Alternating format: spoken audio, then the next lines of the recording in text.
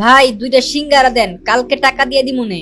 কি রে প্রেমিস, তুই আমাদের কলেজে পড়ালেখা কইরা তুই ফুটপাতে এসে 20 টাকা সিঙ্গারা খাইতেছস, তাও আবার বাকিতে? আহারে, তোর জন্য আমার অনেক কষ্ট হয়। আচ্ছা চল তুই আমার সাথে, আমি তোরে আজকে একটা 5 স্টার হোটেলে নিয়ে খাওয়ামু। প্রিমিস গরিব হওয়ার কারণে কলেজের ছেলেমেয়েরা প্রিমিসকে নিয়ে অনেক মজা করে, অপমান করে। আজকে কলেজের একটি বড়লোক মেয়ে বিলকিস প্রিমিসকে বাকিতে সিঙ্গারা কিনতে দেখে ফেলে, আর সেটা দেখে সে প্রিমিসের সাথে মজা নিতে থাকে আর অপমান করতে থাকে। প্রেমিস, মানলাম তুই গরিব ফকির, তো কি হইছে? আমার কাছে তো অনেক টাকা আছে, প্রতিদিন কুত্তারে খাওয়াই, আজকে তরে খাওয়ামু। আমি তোরে যেই রেস্টুরেন্টে নিয়ে যাইতাছি এইটা তুই জীবনে চোখেই দেখোস নাই।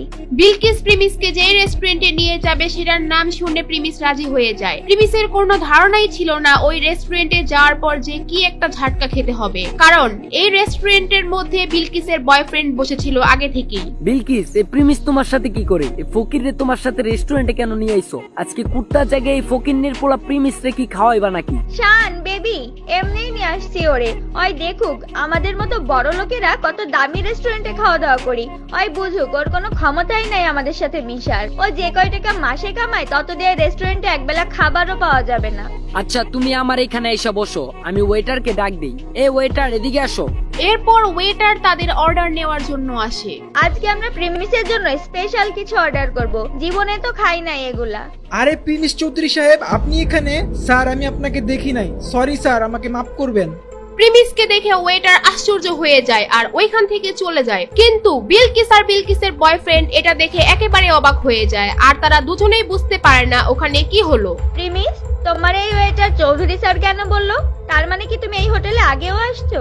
খুব তাড়াতাড়ি সব বুঝতে পারবে। কিছুক্ষণ পরে ওয়েটার 50,000 টাকা দামের একটা কোল্ড ড্রিঙ্কস নিয়ে আসে ওখানে আর বলে, চৌধুরী স্যার, এই যে নেন আপনার ফেভারিট কোল্ড ড্রিঙ্কস। এত দামি কোল্ড ড্রিঙ্কস? এই প্রিমিস, এত দামি কোল্ড ড্রিঙ্কস এর বিল কি তোর আব্বু দিব নাকি? এটা শুনে প্রিমিস একটু হাসতে থাকে, আর ঠিক তখনই ওয়েটার বলে, প্রিমিস চৌধুরী স্যারের বিল দেওয়ার কোনো দরকার নাই।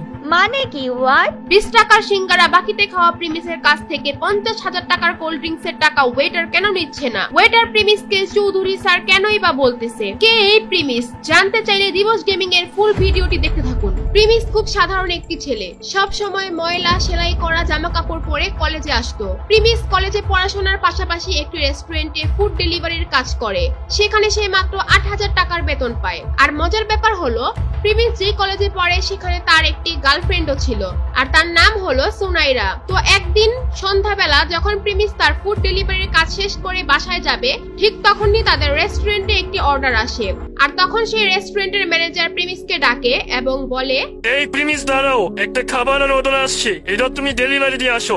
স্যার আমার তো ডিউটির টাইম শেষ, আর আমি এখন অনেক ক্লান্ত।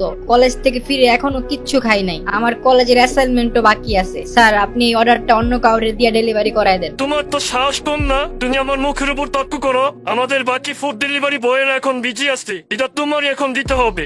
স্যার এখন আমার খুব দুর্বল লাগতেছে, না হলে আমি ডেলিভারিটা দিয়ে আসতাম, আর এই অবস্থায় সাইকেল চালা যেতে হয়তো আমি পারবো না। তোমাকে চাকরি দেওয়া আমার ভুল হয়েছে। কোনো কাজ দিলে তুমি এমন ফালতু অজলাত দেখাও, চাকরি থেকে বাদ দিলে তখন দেখা যাবে চাকরি কোথায় পাও। তুমি চালো আমার বাইকটা নিয়ে খাবারটা পৌঁছে দিয়ে আসো।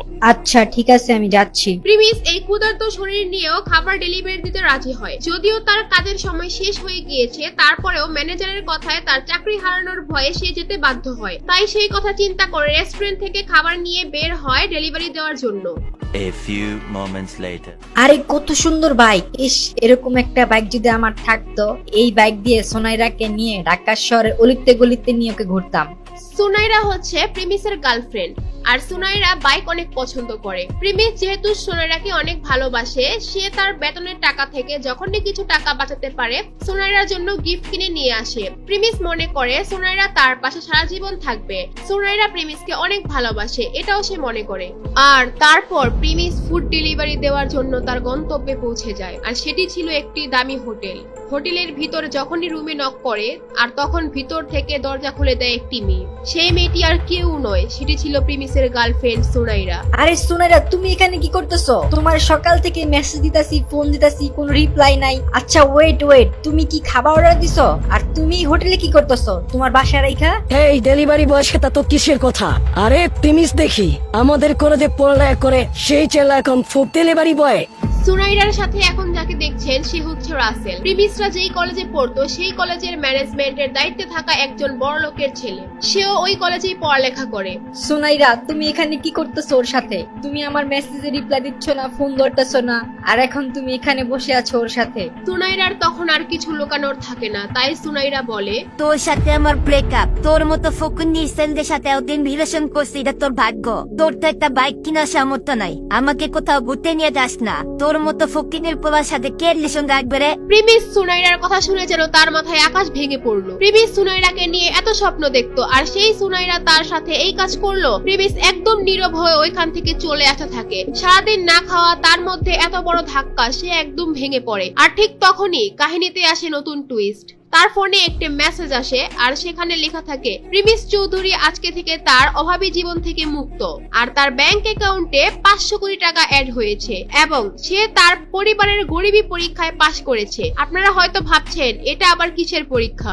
চৌধুরী ইন্ডাস্ট্রির একমাত্র ছেলে ছিল প্রিমিস। তাদের চৌধুরী পরিবারের একটা নিয়ম ছিল, তাদের পরিবারের ছেলেদের তারা ছোটবেলা থেকেই সমস্ত সম্পত্তি ও টাকা পয়সা থেকে বঞ্চিত করে দেয় এবং গরিব অবস্থায় ছেড়ে দেয়। একটা সময় গিয়ে যখন তাদের 21 বছর বয়স পূরণ হয়, তখন তারা তাদের সমস্ত সম্পত্তি ফিরে পায়। আর সেই দিনটি ছিল আজকে। কি হবে এখন? কি করবে এখন প্রিমিস? সো গাইস, এই ভিডিওটা নেওয়া হচ্ছে দিবস গেমিং ইউটিউব চ্যানেল থেকে। তোমরা অনেকে free fire 3D animation video দেখতে পছন্দ করো, আর অনেকদিন ধরে আমাকে কমেন্ট করতেছিলে যে ভাই ভিডিওগুলো কে এডিট করে বা কি করে এডিট করে। সো গাইস, এই ভিডিওগুলো এডিট করে দিবস গেমিং। আর তোমরা অনেকে ভাইকে চেনো, আর অনেকে চেনো না। আর সত্যি বলতে ভাইয়ের ভিডিওগুলো কিন্তু অনেক ভালো লাগে, যার জন্য কিন্তু আমাদের ফেসবুক পেজে আপলোড করি। আর এই ভিডিওগুলোর অনার কিন্তু আমি নয়, এই ভিডিওটার অনার কিন্তু দিবস গেমিং। জাস্ট ভাইকে ভালোবাসি অ্যান্ড ভাইয়ের ভিডিওগুলো ভালো লাগে, এর জন্য কিন্তু আমাদের পেজে আপলোড করি। তাই ভাই, তোমরা যারা আমার ফেসবুক পেজ থেকে ভিডিওগুলো দেখো তাদেরকে অনুরোধ করছি, এখনো ভাই তার অফিসিয়াল ইউটিউব চ্যানেলকে সাবস্ক্রাইব করোনি, তারা এখন ইউটিউবে চলে যাও, আর তারপরে সার্চ করে ফেলো দিবস গেমিং এবং ভাইয়ের চ্যানেলটাকে সাবস্ক্রাইব করে নাও এবং ভাইয়ের ভিডিওগুলো এনজয় করো। সো থ্যাংক ইউ সবাইকে।